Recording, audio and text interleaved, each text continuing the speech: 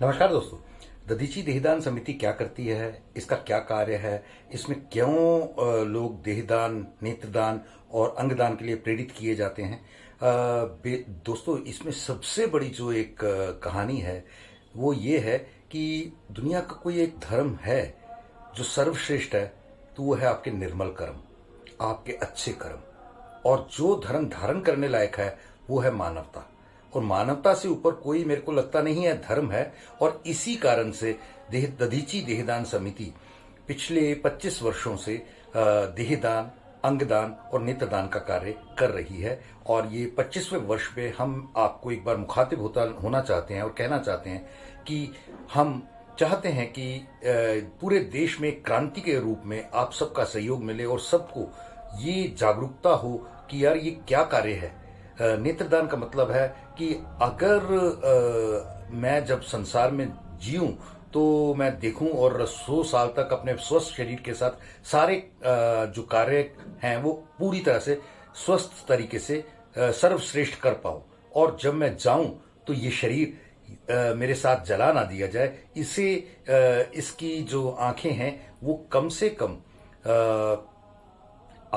6-8 लोगों को रोशनी दे सकती हैं, तो क्यों ना उसको दिया जाए। और कमाल की बात तो यह, जो जन्मांध है, जो बचपन से जन्म से ही नेत्रहीन है, वो भी ये अगर जाते जाते नेत्रदान करें तो वो भी कई लोगों की नेत्र की रोशनी को ला सकते हैं। पहली बात। दूसरी बात, अंगदान। अंगदान क्या है?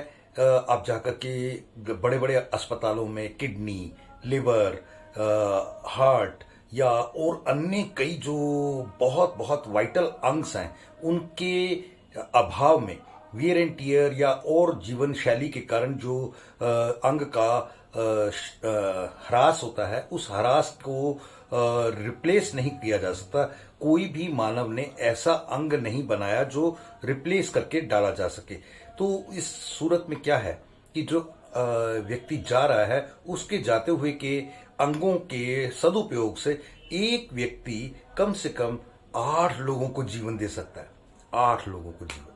और अगर आप कहीं मेरा दिल किसी और के सीने में धड़के तो इससे बड़ी और क्या बात हो सकती है। मैं अगर 100 साल जिया तो 50 साल या 100 साल वो जिया तो मेरी उम्र तो 200 साल हो गई ना। मैं इस संसार को 200 साल तक धड़कते हुए देख सकता हूं। ये बहुत इंपॉर्टेंट है। और तीसरा सबसे इंपॉर्टेंट चीज है वो कि हम ना जब देहदान की बात करते हैं तो क्या होता है कि एक जितनी भी पैथी है, होम्योपैथी, एलोपैथी, नेचुरोपैथी, यूनानी, मेडिकल, डेंटल या हर तरह की पैथी के लिए जब डॉक्टर्स तैयार होते हैं तो उनको पहले साल में एनाटॉमी नाम के एक सब्जेक्ट को पढ़ना पड़ता है, जिसे शरीर संरचना कहते हैं कि पूरे बॉडी की क्या संरचना है, उसमें क्या रिसर्च है, क्या नॉलेज है, क्यों बीमारियां होती हैं, कैसे बीमारियां होती हैं, कहाँ बीमारी होती है, क्या होता है। उस पूरी प्रक्रिया को पढ़ने के लिए एक कैडेवर, गुरु यानी मानव देह, मृत मानव देह का होना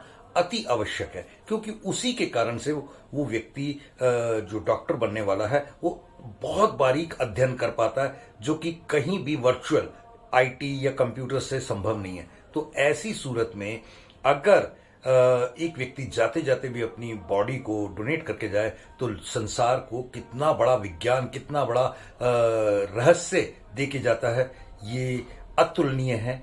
और आप इस कार्य में हमारी संस्था से जुड़कर वॉलंटियर के तौर पे भी काम कर सकते हैं, और नहीं तो आप इस कार्य में अपने आप को तो इन्वॉल्व कर ही सकते हैं। आस पड़ोस में बहुत सारे लोग हैं जो पीड़ित हैं, उनके दुखों को समझते हुए कहते ना, रहे ना रहे हम महका करेंगे यूं ही सदा, बन के कली बन के सबा बागे वफा में।